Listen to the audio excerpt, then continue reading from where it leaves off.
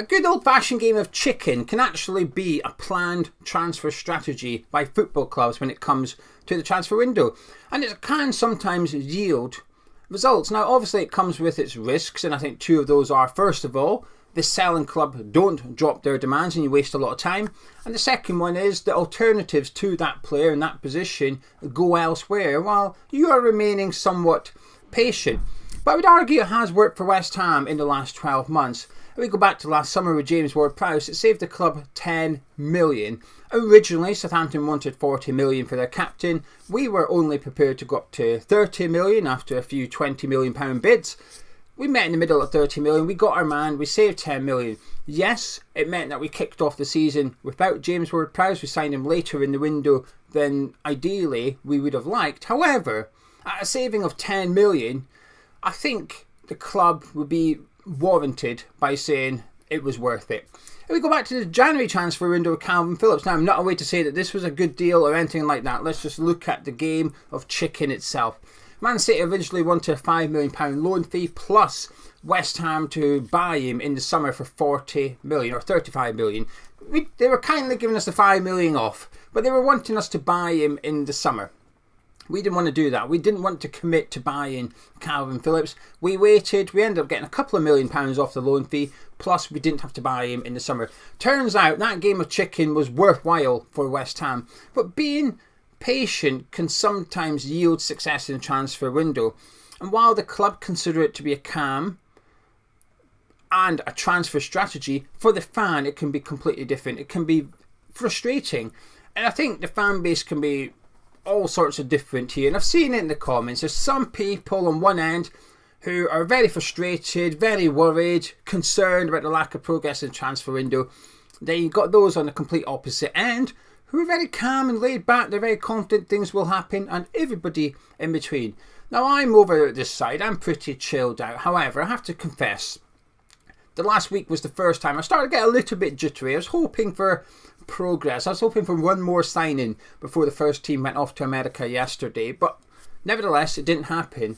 However, it appears that West Ham are deploying the transfer strategy of chicken, calling their bluff, and it's not just with one player. It appears we're doing it with Man United, with Aaron Wan-Bissaka. They're wanting approximately 20 million. Wan-Bissaka's, I say, wanting £90,000. It doesn't feel, that wage doesn't feel unrealistic. I feel that's something we could give Wan-Bissaka. But we're playing Man U's game here, saying we're not meeting the valuation of Wan-Bissaka. We're certainly doing it with Southampton and Kyle Walker-Peters. They want 20 million for their right back. Now, they've offered him a new contract as well. So while we're maybe playing a little bit of chicken with Southampton, these are the risks it comes with. Because if Walker-Peters signs a new deal with Southampton, suddenly Man U know we're under pressure a little bit to get Wan-Bissaka. But according to Dharmesh from Sky Sports, the valuation on Kyle Walker-Peters is 20 million. I can completely understand why we're refusing to pay that, and I don't think he's worth that, especially when you consider he's only got 1 year to go on his contract. And this is why I don't think we should have sold Flynn Downs so early in the transfer window. Funnily enough, the game of chicken, Southampton's won that one. We should never have allowed Flynn Downs to go to Southampton until we got Walker-Peters sorted, assuming we do want Kyle Walker-Peters. Now, while I'm a little bit jittery last week, I'm hoping there's progress in the background that we just don't know about. And I present more evidence to you to justify that hope. Max Kilman. One day, I think it was the Wednesday, possibly the Tuesday, it was pretty much, they want too much money, it's not really happening, West Ham might put in a third bid. The news came out on the Thursday, I think, that West Ham bid 40 million, and an hour later, that news came out, 1 hour later, the news was Max Kilman was having his medical. So there's absolutely no way in hell it went from West Ham bidding to Max Kilman having medical in 1 hour. People were just slow to get the news. By the time the news came out that we'd made a bid, he was actually already having a medical. So we kept that under wraps. I argue with Flynn Downs, we've done the exact same thing. There was nothing on Flynn Downs, it had gone very quiet, and suddenly it came out he was on his way back to Southampton for a medical. Not only have we accepted a deal, etc., he's actually away to have his medical at Southampton. So the first we learnt of the sale of Flynn Downs, in terms of news rather than rumours, he was on a plane. Worst, he possibly was already back in Southampton. So the club, I feel, have done all right in the grand scheme of things, at keeping things under wraps this window, and fingers crossed we've done it again. Same with Todibo. When that news came out that we'd agreed a deal but he wanted Juventus, turns out the actual news was we'd agreed a deal a few days ago, and it was news to us, but it was old news as far as the club were concerned. So fingers crossed there's things happening in the background, because I don't believe, while I think they're playing a game of chicken, I don't believe Tim Steidten has been sat there for the last week just doing nothing. I think there will be things happening. Hopefully this week is the one that starts to see a new signing. Could it be Duran? Could it be Tomori? That's who we're discussing today, because in regards to Jhon Duran, and this is the one I was getting a bit jittery with, because the rumours just the weekend before last was we were waiting for Copa America to come to conclusion, and then the progress would be made in the pursuit of Duran, because he was with Colombia and they had the Copa America final Sunday night, Monday morning. That made sense, not a problem with that, fine. But sort of the final came and went, Tuesday came and went, Wednesday, Thursday, you get the point. Nothing happened. There was no news, there was nothing whatsoever. So it's a case of, well, the final's been and gone now, or is progress going to happen? Well, apparently it has. Let me just get the journalist's name here. James Nursey. James Nursey has done an article today, and he has stated that Duran wants to join West Ham, and he will be informing Aston Villa that he has a desire to come to West Ham.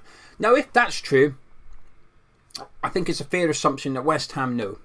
That Steidten, Lopetegui, we know that Duran wants to come to West Ham, because these talks with agents, etc. will happen. I think whenever a club bids for a player, usually, not always Harry Maguire, but usually there's encouragement prior to the official bid, just to save everybody wasting time. So I think the fact we're going after Duran suggests that he does want to come, and the fact he's away to tell Aston Villa that, supposedly, I think the West Ham, the club, will be fully aware that's a way to occur. However, I take that with a pinch of salt, and it's not because I don't believe the story. That may be true. It's Duran telling Villa he wants to come to West Ham that I take with a pinch of salt. Because there's this guy that wanted to move to Chelsea a few months ago. This is a guy that was liking every single social media post to do with Chelsea. So does he want to come to West Ham? He probably does, but I think it's a case of he just wants to get out of Aston Villa and go play football, rather than specifically join West Ham. I don't think he sat there with posters of Michail Antonio on his bedroom wall going, that's it, that's my destiny, I must go to West Ham. I think he's just wanting out of Villa Park and go somewhere where he's going to get minutes. We're the club that's most interested, we're the club that can afford him. So therefore, his destination is the London Stadium. Now, I'm not against that, by the way. I'm not suggesting we shouldn't go get him because of that. I'm just... When Duran says, I want to go to West Ham, it doesn't carry much weight as far as I'm concerned, because of his previous actions in regards to other clubs going after him. In regards to the player, I'm still all for it. Like I said, I've got some concerns regarding his hold-up play and his attitude, but in terms of his potential, I think it's all there. And it would be exciting to get him. And while I'm on this, we go back to that scale, N'Golo Kante. Now I'm trying to keep this in Kante-free video, but let's just bear with me 1 minute. The N'Golo Kante scale, some people hate the transfer, waste of money, don't buy him, too old, injury prone, past it, legs have gone. There's some people over here. There's other people, get him in, right? I'm there somewhere, I'm close to that. The money side's the only thing pushing me away. But if you're going to sign one or two N'Golo Kantes in the summer, I think you're going to need one or two Guilhermes and Durans on the younger side of it. It's balance. It's about building a squad for today, but also for tomorrow as well. And I think Duran's the tomorrow signing, but can contribute to today. So we'll wait and see if there's progress on that one. I'm hoping there is, because while the game of chicken and bluff is all very well, at some point you've got to call it quits. As much as you want the other guy to blink first, you've got to have a cut-off point where you blink just to get the game over and done with. As long as the alternatives to Duran aren't going anywhere, I don't mind us playing the waiting game. I think Aston Villa will hold out for what they want. They proved that with Chelsea. They didn't buckle. When Chelsea wanted him and Villa said, it was 50 million apparently back then, and Villa said 50 million, Chelsea said, well, that's a bit expensive. Villa went, alright, do one. We ain't selling.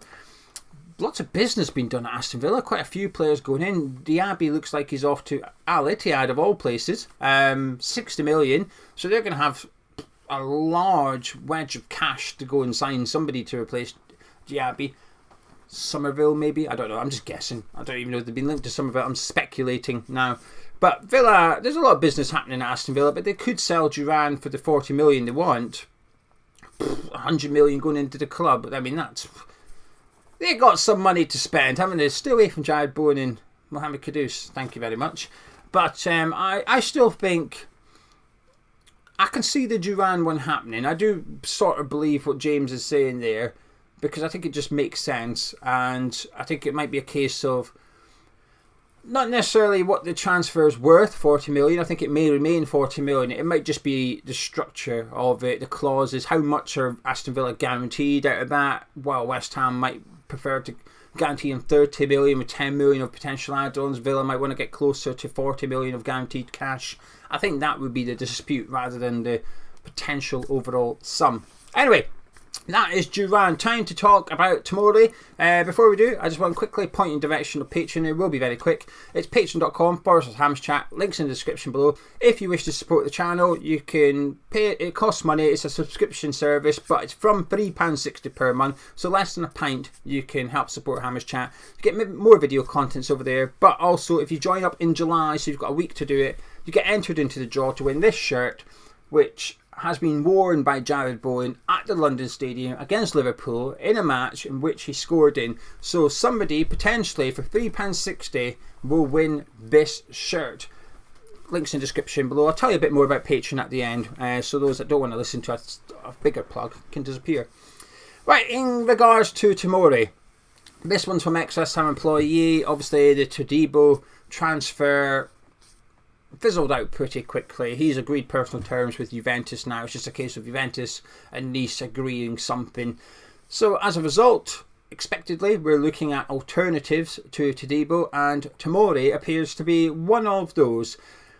Since ExWHUEemployee put this news out there, the Italian press are running with it, and they are saying that it will cost 40 million euros, and should West Ham be willing to pay 40 million euros for Tomori, then AC Milan are willing to do a deal. So he's not for sale unless you bid 40 million euros. I get it. I think that's the right mentality. I think that's the mentality for all the players. We don't want to sell him. However, we've got a valuation. If you meet that, then we'll discuss it. So I think that's the case with AC Milan and Tomori at the minute. In terms of the player, I don't watch Italian football. However, I've seen him a bit last season because he was in that tasty Champions League group. I've seen him against Newcastle and Dortmund. Didn't watch AC Milan play PSG, however. I feel like I've maybe watched him in other games, but I can't think which ones. Definitely seen him against Newcastle, though. Fast, strong, powerful defender, right-footed. Has played on the left of centre-back quite a bit as well. So he's sort of versatile, but predominantly on the right side of centre-back. Good age, homegrown. I don't think the transfer fee is anything too unrealistic. Why would he come to West Ham? Money. I think I was having a Google. Now, this is always unreliable. You know, nobody really knows the wages of players. But I don't think they're a million miles away from the truth sometimes. And apparently, they reckon he's on about 70 grand a week, which seems realistic. We can obviously not double it, but we can definitely 1.5 it and knock it up to 125 grand a week, possibly. So I think in terms of the wages, I think we could possibly beat what AC Milan are currently giving him. So there's maybe that incentive there for Tomori.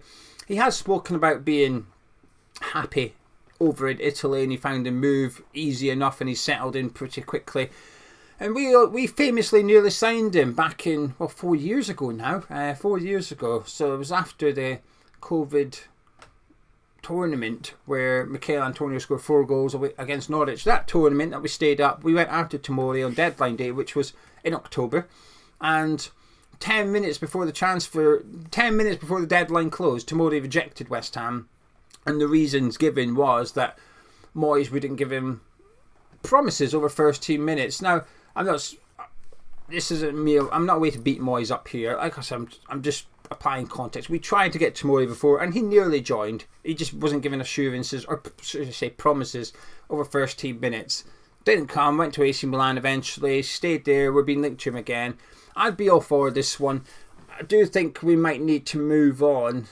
The advantage of the Todibo deal was it was a loan with an obligation to buy, so the money wouldn't actually come out of this season's transfer kitty, and it wouldn't hit the accounts for PSR. Obviously his loan fee would, but the actual bulk of the transfer wouldn't impact the PSR until next summer as well, which is important. That would have to be the same with Tomori, I think. I wouldn't like us to see us spend 40 million euros on Tomori today on a permanent transfer. I think it would have to be a loan with an obligation to buy, just for cash flow and PSR purposes, that is all. So I'd imagine that's what the club would have up their sleeve. It would then apply a little bit of pressure, I think, to move on one of Kurt Zouma or Neefagerd. Which one the club do move on. By the sounds of it, I think they're willing to move on either. It's just a case of who can we get out the door. Aguerd being linked back to France now. Obviously, Nice may be a way to get money for Todibo, but also Lille have got money because of Man United. So they're cash flush at the minute and need a centre-back. Neefagerd, open to returning to France. It feels a bit of an obvious transfer rumour, but he's been linked back to France, so we'll wait and see on that one. But in regards to Tomori, if the deal's right, it's a yes from me, but I have to admit, I've not seen him loads. The one advantage I think West Ham would have had has been removed in the last couple of weeks, which was Southgate as England manager. Obviously, Tomori didn't get in the England squad, and that's got to be a frustration for him. He was in it, and then he got cut. And he must be frustrated, especially when he's seeing Lewis Dunk in the England team. He must be thinking, hang on a minute, I'm better than this guy. I'm literally just not getting in the team because I'm playing in Italy. So the move back to England might have been appealing to him in that regards, but obviously that issue for Tomori has been removed now. We'll wait to see who the new manager is, but it might still be playing on Tomori's mind. Maybe he's thinking, 26, I need to get back to England if I want to get in that squad. New manager, new start for me. I could become one of the centre-backs for England at the World Cup, and I think that is a realistic ambition and one that he could certainly achieve. So we'll wait and see on this one. It feels expensive. I'm not getting my hopes up on Tomori just because of the money side of it. And like I said, the structure around Todibo's deal I think was important to us getting a centre-back in before we sold one. I think if we go for Tomori and it's legit, I think it depends on us selling a centre-back before we go and sign him, if that makes sense. So completely different to Todibo in that regards. But anyway, there you go, that's it. Tim Steidten is playing chicken. I think this week we might find out if one or two of those calling bluffs of Man United, Southampton, Aston Villa will pay off. It's worked for West Ham in the past. It may work again. It might go against us. We'll wait and see.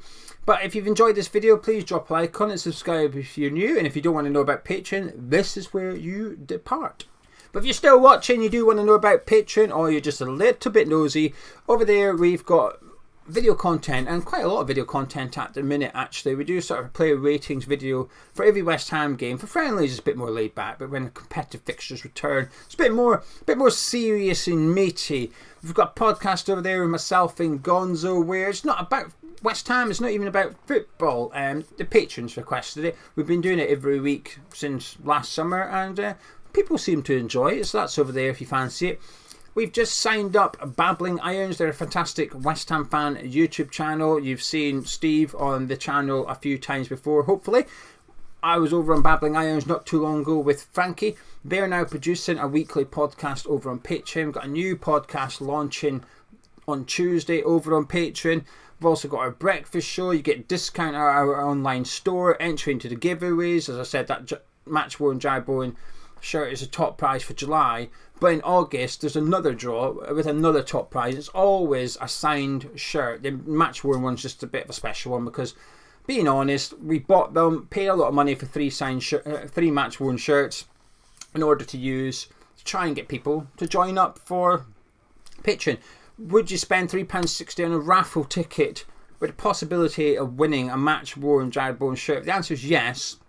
Our hope is people go, oh well, then I'll join up to Patreon, have a little look around. But worst case scenario, I'm entered into the draw and I might win a Match Worn Jai-Bowen shirt for £3.60.